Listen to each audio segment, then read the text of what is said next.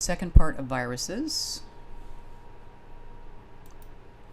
So the four most common viruses you're going to see are cucumber mosaic virus, which I talked about a lot in the previous video, impatiens necrotic spot virus, which you can often see called impatiens necrotic ring spot virus, but that's the older name for it, tomato spotted wilt virus, and tobacco mosaic virus.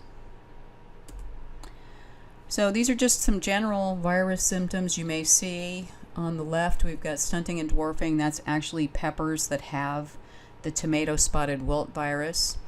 We've got currant in the upper right here that's got the black currant yellows. And then we've got potato yellow vein virus here, and it may look like an iron deficiency, but the difference would be if it was an iron deficiency, all of the older foliage would be showing this damage. If you were going to pan out on this plant, chances are there's going to be some random sections of the plant that are going to show this symptom. So there's a wide range of hosts in addition to tomato. Early symptoms of it are very difficult to diagnose. This is tomato spotted wilt virus. Some of the things you may see are inward cupping of leaves. The foliage may be off color. Dark purple flecks or small necrotic concentric rings, which you might think might be fungal disease. And here are these spots here. They're not necrotic yet. They will be. But the difference would be that if it was a fungal leaf spot, you would see some fruiting bodies on the underside of the leaves. You don't see that on these. So you might get these yellow to white concentric rings on the fruit, about a ½ inch in diameter, and then the areas within the rings are going to be raised. And it's spread through several species of thrips. There's a lot of weedy hosts, so it's important to manage your weeds. That's probably the best thing you can do. So of course, infected plants should be removed immediately. You want to manage weeds and you want to manage thrips populations. This is shepherd's purse, and this is one of the many weeds that will harbor both thrips and the virus. So it's really important to keep the area around your greenhouse, nursery, or farm or garden clear of weeds. So here's the impatiens necrotic spot virus. It's very closely related to tomato spot wilt virus. Sometimes you'll see them kind of interchangeably. The symptoms are very similar. The difference is that impatiens necrotic spot virus is vectored only by western flower thrips. The tomato spotted wilt virus is vectored by all species of thrips. This is on begonia, so don't let the name fool you. So some of the symptoms you're going to see are necrosis, spotting, ring spots, mosaic, mottling, distortion of new growth, stunting, plant death. This is what it looks like on coleus. Again, don't let that name fool you.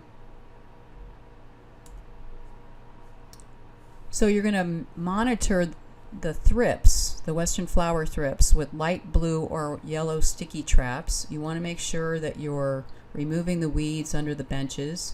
Bittercress is very attractive to thrips, and it's also a symptomless carrier of the virus. So weed management is key. Okay, so we've got tobacco mosaic virus on tomato.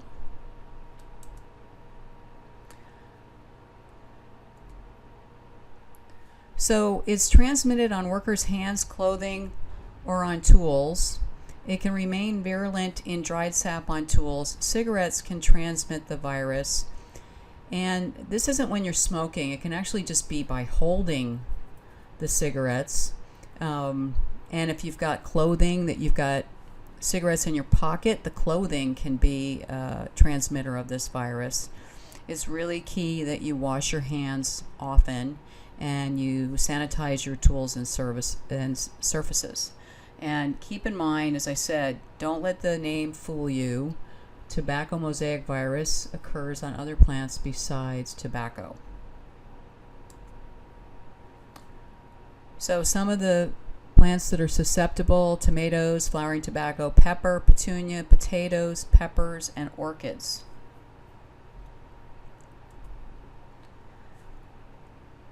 So here are just some more symptoms. We've got mosaics. This is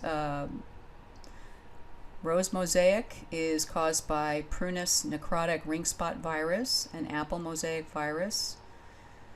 In stone fruits and apples, the viruses are pollen transmitted. In roses, the only proven means of transmission is through vegetative propagation of infected bud, scion, or rootstocks. Prunus necrotic ring spot virus on Konzon flowering cherry on the right there. And we've got tomato spotted wilt virus on the left and hydrangea ring spot on the right. So rose mosaic, as I mentioned, several mosaic diseases will cause these: Prunus necrotic ring spot virus, apple mosaic virus, Arabis mosaic virus, and strawberry latent ring spot virus. So spreading through grafting and budding, and this is actually can be grafting underground between roots. So your infected plants may be less vigorous and more sensitive to winter injury, and symptoms of this disease are mainly seen on the new growth in the spring, so keep your eyes open. And this particular picture is from apple mosaic virus.